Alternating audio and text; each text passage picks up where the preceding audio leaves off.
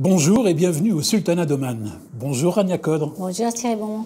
Vous êtes la directrice de l'Office de tourisme du Sultanat d'Oman et vous avez souhaité répondre directement aux questions des internautes qui souhaitent découvrir ou mieux connaître le Sultanat d'Oman. Alors je vais tenter d'être leur interprète. L'histoire du Sultanat d'Oman est passionnante car au milieu des effluves d'encens se mêlent d'étranges légendes. Nous allons donc prendre le temps de parler des Omanais et de leurs traditions. Beaucoup d'internautes souhaitent savoir ce qui caractérise justement ce peuple omanais et Aurélie, par exemple, nous dit « Je ne supporte plus l'accueil impersonnel que l'on peut avoir dans les pays trop touristiques.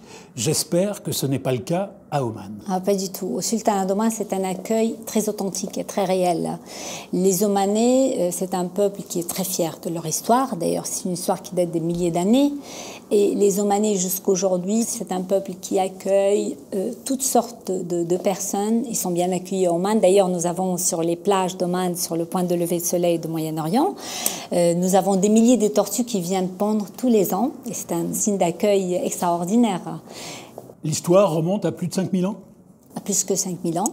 Vous savez, les Omanais, les Bédouins pêcheurs, c'est des navigateurs. Ils sont arrivés avec ils ont fait des commerces jusqu'aux Chine. D'ailleurs, c'était le Sultanat d'Oman et de Zanzibar. Ils avaient des comptoirs en Afrique, notamment Zanzibar et Mombasa. Et c'est ouvert, c'est un pays très ouvert. Ils ont gardé leur authenticité, mais en même temps l'ouverture vers le monde moderne. Célia, une internaute qui habite Colmar, est très directe, elle est passionnée d'histoire et elle nous dit « J'ai bossé sur Oman, je sais que c'est un pays chargé d'histoire, je voudrais savoir si les traditions culinaires sont toujours vivantes. Que vais-je manger à Oman ?» s'interroge Célia.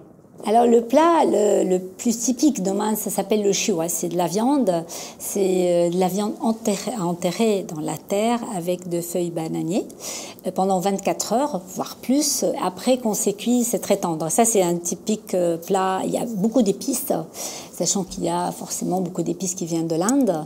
Après, vous avez le halwa, c'est un dessert omanais avec base de cardamone, le café qui est un signe d'accueil aussi. Là on va, il y a tout de suite le café, l'eau de rose et de l'encens. Et d'ailleurs l'encens ça se mange aussi pour des problèmes d'estomac. Vous avez des dattes, nous avons plus que 41 sortes de dattes et le pays produit plus que 10 000 tonnes de dattes par an. Et il y a une boisson très, très fraîche de menthe et de la limonade. C'est très typique également au Sultanat. Et les autorités souhaitent préserver tout cela. C'est-à-dire qu'il y a une véritable volonté de préservation. C'est la volonté de Sa Majesté, le sultan Qaboos, qui voulait absolument préserver son pays. En même temps, l'accueil, encore une fois, tout le monde est bien accueilli tant qu'il protège le pays et la culture et l'environnement. Mais c'est sa volonté de ne pas avoir un tourisme de masse, c'est vraiment un tourisme réfléchi, avec beaucoup de respect pour son peuple. Donc vous n'êtes pas inquiet sur le respect des traditions et le fait qu'elles vont perdurer dans le temps? Non, parce qu'encore une fois, tout est réfléchi. Et les Omanais, ils s'adaptent au tourisme qui a commencé il n'y a pas longtemps. Et encore une fois, la volonté de Sa Majesté, c'est de le faire tout ça dans un ambiance très accueillant et très culturel. Alors, Carole est une internaute parisienne. Elle nous a écrit qu'elle a vu une photo de la grande mosquée de Mascate. Et du coup, en tant que femme, elle voudrait savoir quel est le poids de la religion à Oman. Et deuxièmement, quelle est la place de la femme dans la société omanaise? D'abord, la grande mosquée, c'est un chef-d'œuvre. Il faut absolument le voir quand on va à Mascate. On trouve le plus grand tapis du monde, 60 par 70 mètres, fait une seule pièce. 60 tonnes. 60 tonnes. Et on trouve le plus grand chandelier également, en cristal. C'est magnifique et il est très photogénique aussi. La mosquée, elle est très belle. Alors là, on peut visiter la mosquée, tout le monde peut visiter. Il faut juste être respecté par avec une voile et des manches longues, mais pas évidemment dans les rues, on se voile pas, hein, on s'habille normalement. Et les femmes sont très présentes. En Oman, nous avons des ministres, des femmes d'affaires, des navigatrices. Et d'ailleurs, c'était une des premières femmes dans les pays du Golfe qui avait le droit de voter. Donc, les femmes, elles sont très présentes.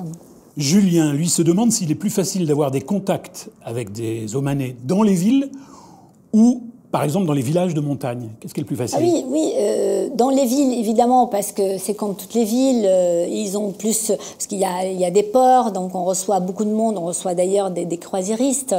Dans les montagnes, les gens sont très tendres, très accueillants aussi, même si on ne parle pas l'anglais, mais ils sont très accueillants, les chefs des villages. L'accueil, vraiment, c'est un signe très important au sultanat. On est très accueillis et de toute façon, le tourisme, il appuie beaucoup sur ça. On verra dans un autre sujet qu'il y a de nombreuses manifestations, des traditions omanaises. On vous invitera même à assister à quelques-unes d'entre elles. Merci Rania.